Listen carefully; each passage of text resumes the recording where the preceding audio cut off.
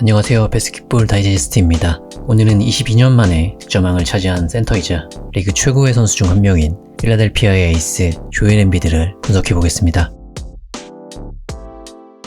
먼저 조엘 엠비드의 올 시즌 스탯을 살펴볼 텐데요. 엠비드가 시즌 초반에는 부상 이슈도 있고 해서 스타트가 좋지 않았는데 빠르게 회복해서 리그 탑 레벨의 퍼포먼스를 보여주었고 실제 임팩트 매트릭스도 리그 수위권에 올라 있습니다. 앞서 소개해드렸듯이 엠비드는 지난 시즌 샤킬 오닐 이후 22년 만에 센터 포지션으로 득점왕을 차지한 최초의 선수가 되었고 더불어 모제스 말론 이후 40년 만에 센터 포지션으로 평균 30점을 넘긴 선수가 되었죠. 그리고 이번 시즌에도 뛰어난 활약을 보여주면서 평균 득점 2위에 올라 있는데 충분히 백투백 득점왕까지 노릴 수 있는 상황입니다. 하필 동포지션에 역대급 선수가 등장해서 상복은 없는 편이지만 그 선수와는 다른 스타일로 역사를 써내려가고 있죠. 이렇게 엠비드는 역대급에 속하는 하이볼륨 스코어러인데 슈팅 효율 또한 우수한 선수이고 이 높은 슈팅 효율의 기반은 뛰어난 파울겟 능력에 있습니다. 이번 시즌 경기당 자유투 시도 수가 전체 2위이고 성공 개수는 1위에 올라있죠. 다음은 엠비드의 샷 차트인데요. 전체적으로 고른 야투 분포를 보이는데 이 선수가 센터인 걸 생각하면 높은 미드레인지 볼륨이 상당히 인상적인 부분이죠. 센터 중에서 압도적으로 미드레인지 풀업을 많이 구사하는 선수인데도 우수한 효율성을 기록하고 있습니다. 엠비드의 높은 득점력의 바탕이 바로 이 미드레인지 게임이죠. 그럼 조엘 엠비드의 플레이 중에 이 각오할 만한 득점력을 분석해보겠습니다. 엠비드는 뛰어난 포스트 스킬을 바탕으로 페인트 존을 지배할 수도 있고 스윙맨과 같은 기술을 구사하며 미드레인지와 퍼리미터를 공략할 수도 있는 전천후 득점 기계입니다. 존 디펜스 룰이 폐지되면서 포스트업으로 다득점하기 어려워진 시대에 센터 포지션으로 매 시즌 고득점을 올리고 지난 시즌엔 득점왕까지 차지할 수 있었던 이유가 이 다양한 득점 레퍼토리에 있죠. 엠비드는 리그에 입성한 이후로 꾸준히 포스트 스코어링에는 두각을 보였는데 1920 시즌부터 지난 시즌까진 포스트업으로 가장 많은 득점을 올린 선수이기도 했습니다. 지난 5시즌간 최고의 포스트 스코어러라고 봐도 과언이 아닐 정도의 높은 볼륨과 준수한 효율을 겸비한 선수가 조엘 엠비드이죠. 이번 시즌은 지난 시즌에 비해선 포스트업 비중이 줄었으나 여전히 포스트업 시도수와 득점 전체 2위에 올라있고 효율성 랭크는 90.3%에 달할 정도로 높은 위치에 있습니다. 엠비드는 보통 백투더 바스켓 상태에선 턴어라운드 페이드웨이를 구사하는데 쉬미 페이드나 홉스텝에 이은 페이드웨이를 구사하기도 하고 이 페이드웨이 때문에 끌려 나오면 간혹 긴 보폭을 활용한 스텝스루로 순식간에 림 근처로 침투하는 등 다양한 풋워크를 구사할 수 있죠. 다만 엠비드는 등진 상태에서의 공격보단 페이스업을 더욱 즐기는 포스트 플레이어입니다. 빠른 퍼스트 스텝과 정확한 점퍼를 가지고 있어서 잽 스텝이나 펌프 페이크 등으로 수비수를 긴장하게 만들 수 있고 수비수가 따라붙으면 강한 어깨로 튕겨내서 공간을 만들 수 있죠. 올 시즌 엠비드는 자유투 리바에 참여하지 않고 빠르게 상대팀 코트에서 얼리 포스트를 하는 경우가 많습니다. 수비 압박이 약한 트랜지션 상황에서 볼을 잡는 건데 이렇게 볼을 잡고 바로 페이스업으로 전환해서 락커 스텝에 이은 돌파에 성공하는 장면이죠. 이 장면을 다시 보면 엠비드가 파울을 많이 얻는 이유도 알 수 있는데 하이립으로 볼을 왼쪽으로 옮긴 다음에 바로 락커 스텝으로 돌파하고 즉시 림 쪽으로 기울면서 엔드원을 얻어냅니다. 다음 장면은 락커 스텝으로 오른쪽 돌파를 할 것처럼 하다가 오른발에 무게를 실는 로드 스텝에 이어 왼쪽 돌파를 하죠. 여기서도 수비수와 교차하는 지점으로 기울면서 파울을 유도하는데 이 블리 피니시 능력 때문에 다량의 파울을 유도할 수 있습니다. 만약 수비수가 이러한 돌파를 막으려고 거리를 두면 엠비드는 정확한 점퍼로 공략할 수 있고 핸드체킹하면서 움직임을 읽으려고 하면 랩스루로 파울을 유도해내기도 하죠. 돌파와 슛을 겸비한 선수가 이처럼 핸드체크에 대한 반응도 빨라서 싱글 커버리지로 막기란 불가능에 가깝습니다.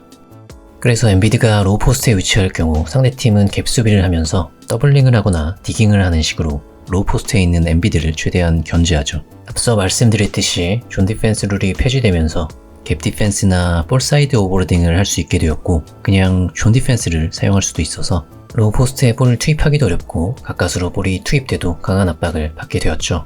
반면 과거 존 디펜스를 있던 시절엔 탑 디펜더와 윅사이드 디펜더의 개입이 제한되었기 때문에 볼을 투입하기 쉬웠고 볼사이드 압박도 약했습니다. 그럼 이 존 디펜스를 그러니까 과거의 일리걸 디펜스에 대해서 간략하게 설명해 드리자면 오른쪽이 볼사이드고 왼쪽을 윅사이드라 가정하면 대략 이런 식으로 선이 그어집니다. 여기서 윅사이드 수비수는 공격수가 페인트 존에 인접해 있지 않으면 대학 레벨의 자유투 레인 안쪽에서 3초 이상 머물 수 없었고 볼을 가지지 못한 선수에게 3초 이상 더블팀을 할 수 없었습니다. 그리고 정면 쪽은 공격수가 자유투 라인 위쪽, 서클 안쪽에 있다면 수비수는 도트 라인 위에 있어야 하고 공격수가 서클 위쪽으로 이동하면 수비수는 자유투 라인 위쪽에 있어야 하죠. 마찬가지로 이 위치를 벗어나서 3초 이상 머물러 있으면 일리걸 디펜스라서 볼을 가진 선수에게 더블팀을 가든지 본래 공격수를 막던 위치로 복귀해야 했습니다. 예를 하나 들자면 이런 식으로 공격수가 외곽에 있는데 자유투 라인 아래에 있는 경우 일리걸 디펜스에 걸리게 됐죠. 그래서 존 디펜스 룰이 있던 시기에는 볼사이드 수비수들이 웬만하면 본인이 맡고 있는 선수에게 붙어 있었고 디나이얼 수비의 강도도 약해서 비교적 수월하게 공간을 확보할 수 있었습니다.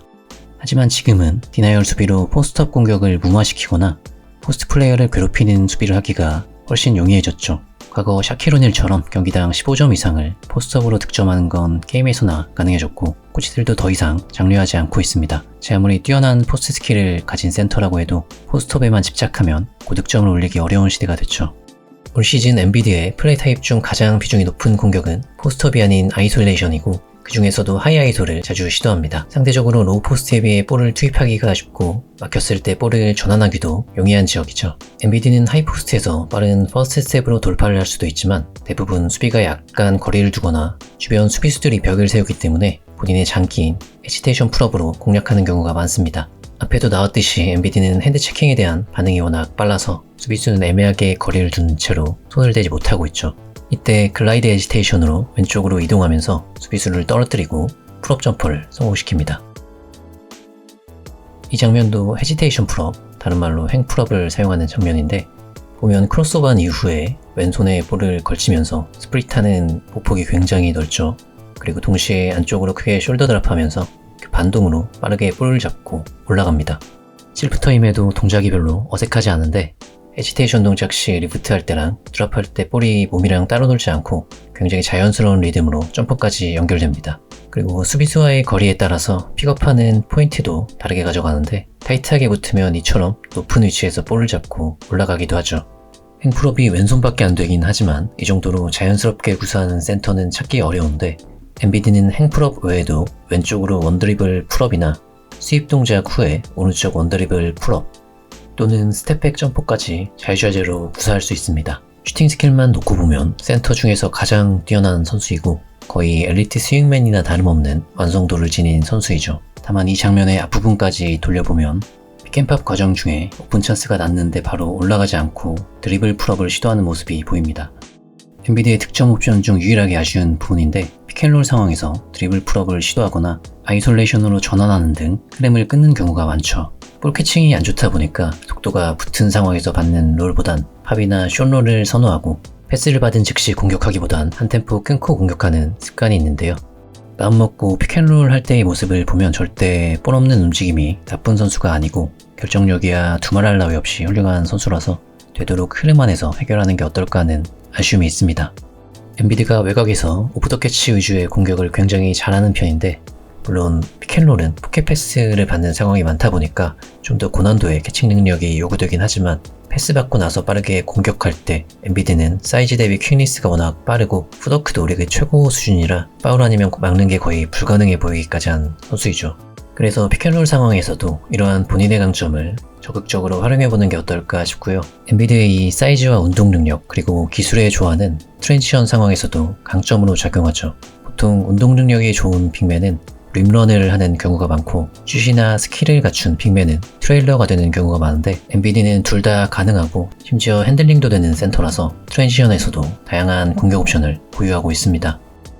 엔비디는 전방에서 뛰어가는 경우 빠르게 덕인을 해서 쉬운 골밑 득점을 노리고 트레일러일 경우엔 간혹 3점을 노리거나 돌파를 하는 경우가 많죠. 이 장면은 헤지테이션 드리블로 돌파하는 장면인데 빠르게 돌파하는 과정에서 점프 스탑을 하고 이후에 백피벗으로 수비수를 완벽히 따돌립니다. 셀프터 중에 이 풋워크를 비슷한 속도로 모사할 수 있는 선수가 있을까 싶을 정도로 완벽한 풋워크이죠.